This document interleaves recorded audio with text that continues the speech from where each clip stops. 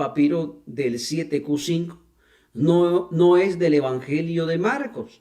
La postura religiosa con respecto a los textos cristianos apartados del Nuevo Testamento, como el 7Q5, es que pertenecen a este, como si se tratara de una misma descripción. Esto es falso. El lector debe de saber la tendencia de ciertas publicaciones y sus sesgos, ya que en menor y mayor grado, pero finalmente proclive a la tesis ortodoxas oficiales y de la fuente es francamente favorable al fraude de que Jesús de Nazaret fue una persona real, o sea que es un fraude. Los evangelios no están datados, ellos los eruditos lo saben. Al mismo tiempo, son conscientes de que el público creyente y fiel hacia el cristianismo es muy ignorante. Parece que les está dando duro, ¿no?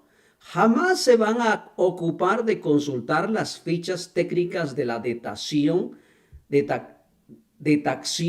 cada papiro, a pesar de toda esa mafia que existe en el torno del gran engaño de Jesús. Cabe destacar que no siempre las posiciones académicas avalan al cristianismo, excepto que el lector tenga amplio criterio y conocimiento propio en el tema. Le costará identificar los falsos argumentos de todos aquellos que defienden la existencia de Jesús con uñas y dientes. En el polémico papiro 7Q5 de Qumran es muy importante, pero no tan antiguo. Y es un fragmento muy pequeño que podría corresponder a varios textos antiguos del Antiguo Testamento.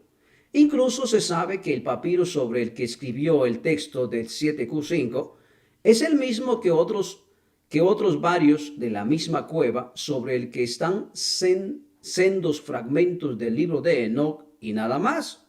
Y ahí pusieron caso cerrado.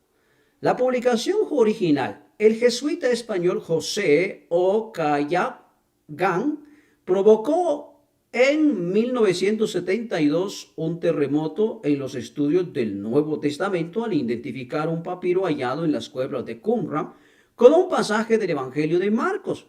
El papiro denominado 7Q5 se encuentra en Israel junto con los manuscritos hallados en la cueva del Mar Muerto. Solo que yo haya leído esto donde dice que este papiro denominado 7Q5 se encuentra en Israel, ya se imaginan ustedes cuál es la trampa que viene ahí, ¿no? Junto con los manuscritos hallados en las cuevas del Mar Muerto, tiene el tamaño de un sello de correos y sobre su datación no existen dudas. En el año 50 después del supuesto Cristo, explica el ABC. En 1996, entonces el profesor emérito del Instituto Bíblico, según la hipótesis de O'Callaghan, los evangelios habrían sido transcritos a los 15 o 20 años después de la muerte de Chusito, de forma que no habría pasado apenas tiempo para que se produjeran cambios significativos en la tradición oral. Carsten Tiede, director del Instituto de Investigación Epistemológica Fundamental de la Paderborn, reavivió un debate en 1996 al datar el papiro de Magdalen Collage alrededor del año 60. Hoy, en la tesis de O'Callaghan, ha sido descartada en el mundo académico, lo mismo que la de Tiede. El papiro es muy importante, pero no tan antiguo, afirma Santiago Guijaro, que recuerda cómo se enfurecía el gran poliógrafo de L. Cole, Biblia de Jerusalén. Cuando salió el libro de Tiede, en el que también se aludía el 7Q5, este papiro es un fragmento muy pequeño que podría corresponder a varios textos del Antiguo Testamento. Subraya el profesor de la Universidad Pontificia antes de concluir: hace mucho que nadie habla de esto una vez que se demostró en el escaso fundamento de la hipótesis. La hipótesis, recuerda, Jesús Peláez, tuvo desde el principio detractores y defensores, pero después de más de 4 siglos de debate ya ha quedado probado que estos papiros no son del Nuevo Testamento y también ha caído la teoría de Thiede. Como ustedes se dan cuenta, el papiro de 7Q5 no es del Evangelio de Marcos y todos hablan que es del Evangelio de Marcos y no sé qué, no sé cuánto. Y es así como las personas terminan cayendo en un engaño tan profundo. Es por ello que cuando se habla del Nuevo Testamento o cuando se habla del libro llamado Biblia, las personas tienen un problema serio porque les cuesta mucho trabajo entender que todo fue un engaño, que todo es mentira. Y por eso es que se han inventado las historias que hoy se conoce en el Nuevo Testamento como la salvación de un Dios. Cuando usted empieza a comprender, si Dios había venido de lo alto, había traído algo en qué, ¿cómo es posible entonces que este Diosito haya traído la salvación? Pero aparentemente no todos tienen acceso a esa salvación. Hay un pasaje bíblico que es muy común que dice, los que pecan, los que pecan deliberadamente. Sí, así dice, los que pecan deliberadamente no tienen más perdón. Eso dice el texto. Y escuche lo que dice, se los leo pues.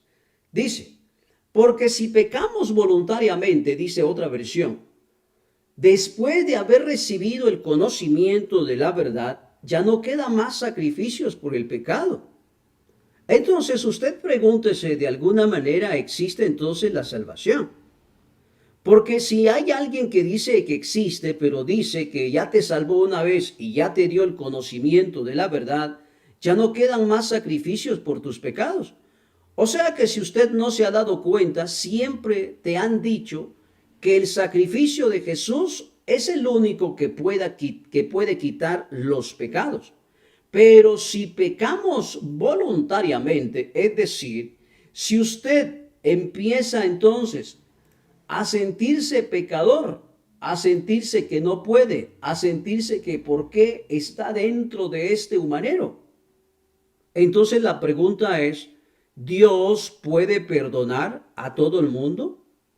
Es más, acá dice el texto que todos aquellos que pecan voluntariamente después de haber recibido el conocimiento de la verdad, ya no hay sacrificio por sus pecados. Entonces, cuando yo hablo del sacrificio del Nuevo Testamento, un sacrificio humano, ¿se imaginan ustedes cómo Dios dice, ay, mis hijos allá abajo, no todos son mis hijos, no todos son mis hijos.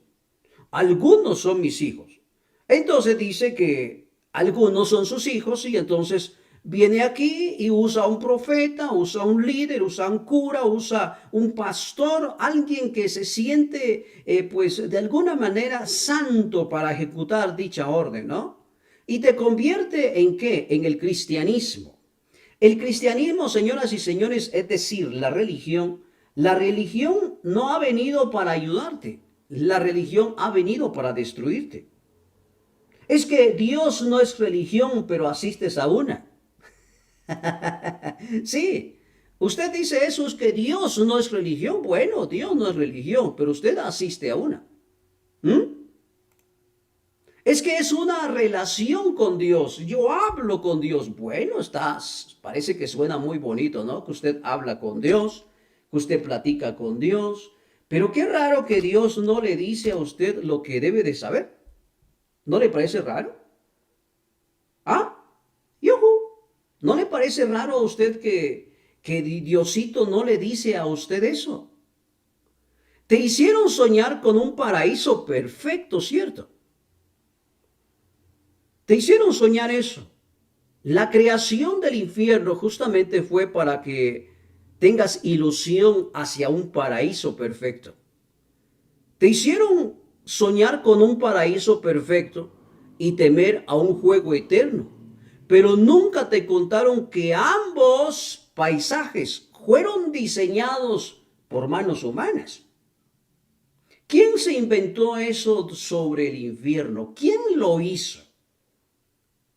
Hay un señor por ahí que se llama Dante. No es Dante Gebel, no, es Dante. Hizo una obra y de hecho, con la idea de este señor se hizo los 7 grados del infierno. Y de ahí fue acomodado dentro del libro llamado Biblia para asustar a un montón de personas. Es interesante, sí. ¿Te hicieron soñar con un cielo perfecto y temer a un juego eterno? Pero nunca te contaron que ambos paisajes mentales fueron creados por humanos como usted. Durante siglos te hicieron mirar hacia arriba. Bueno, te están haciendo mirar hacia arriba. No es durante siglos, es ahora. Usted todavía sigue mirando hacia arriba. ¿Sí?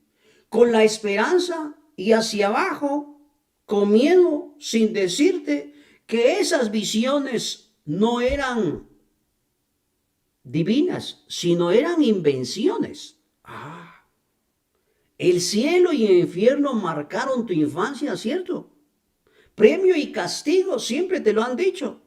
Salvación o condenación. Lo que nunca supiste es que esas historias nacieron de la imaginación y no de la verdad que usted dice.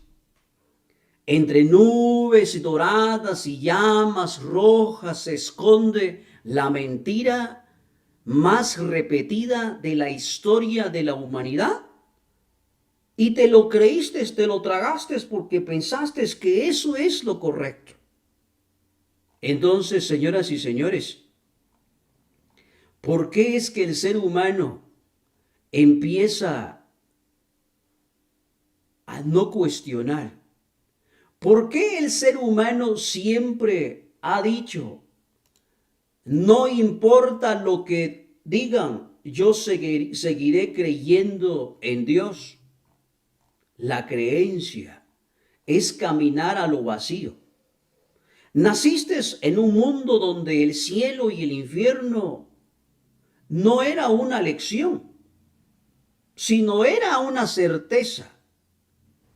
Era una certeza basada en fe. Desde la infancia alguien te habló de un lugar perfecto llamado cielo. Desde tu infancia también te hablaron que el castigo eterno era muy doloroso y que los espíritus van allí para quemarse. Desde tu infancia te llenaron de nubes blancas donde todo es paz, todo es luz, todo es alegría.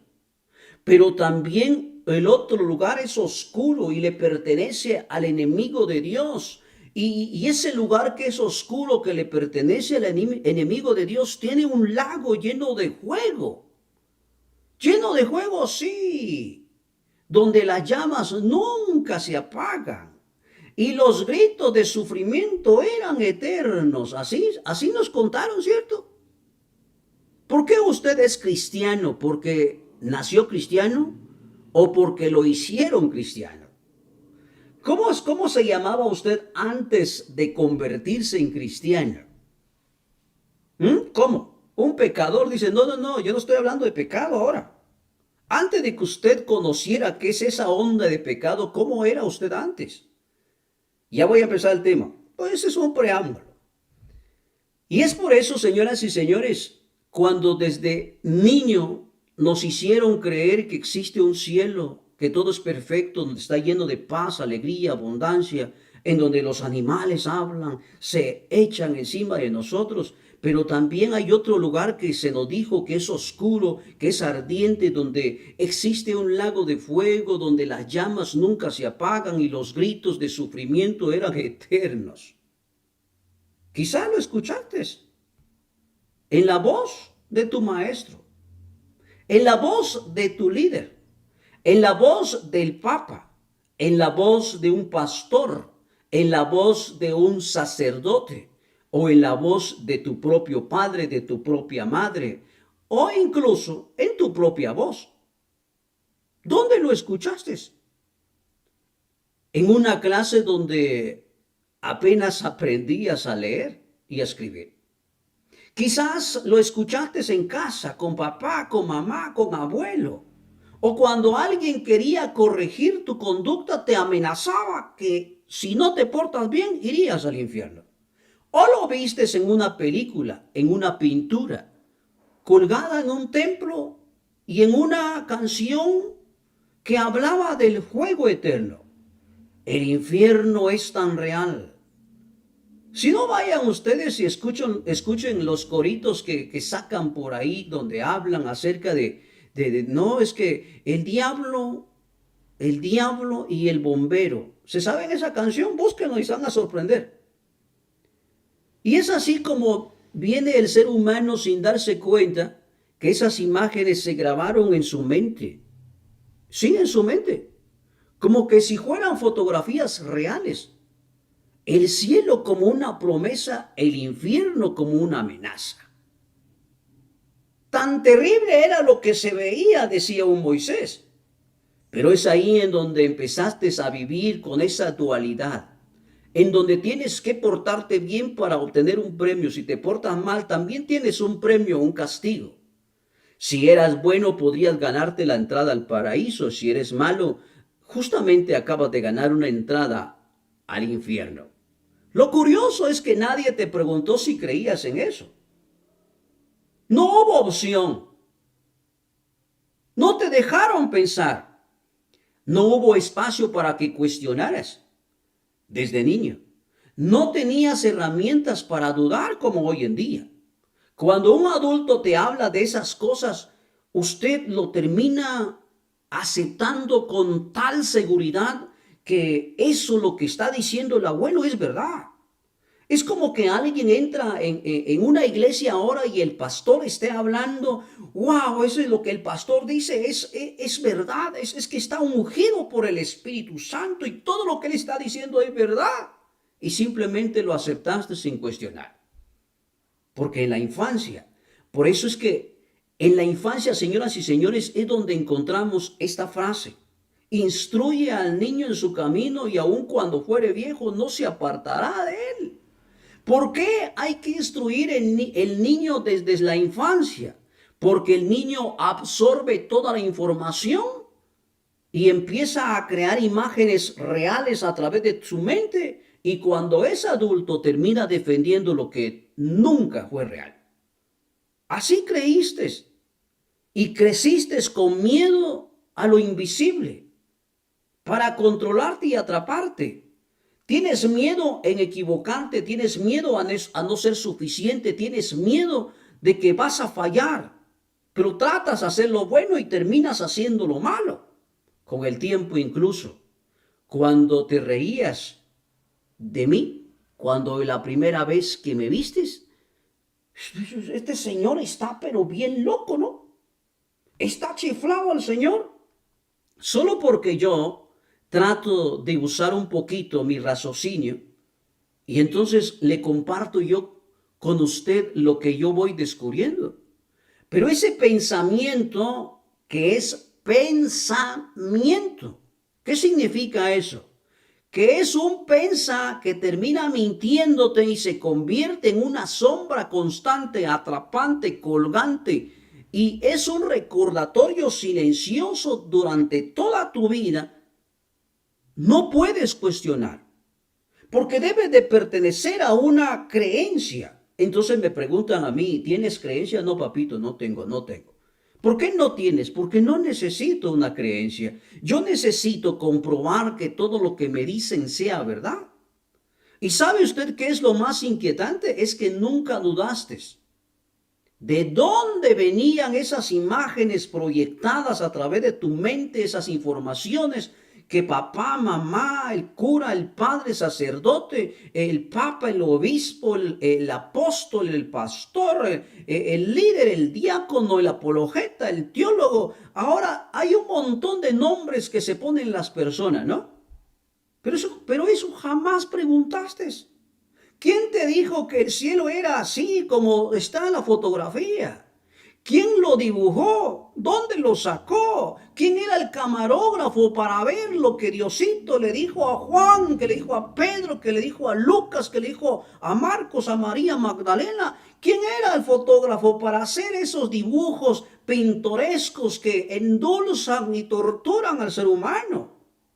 Pero te das cuenta que nunca preguntaste, nunca cuestionaste. ¿Quién describió el infierno de esa manera? Dice alguien. ¿Quién? Eso te pregunto yo a ti. ¿Quién? ¿Gehenna? ¿Qué es eso? ¿Seol? ¿Hades? Simplemente le han dado un tipo de descripción a eso y lo han consolidado en palabra infierno que no es cierto. Simplemente el ser humano termina aceptando porque no cuestiona, porque no pregunta.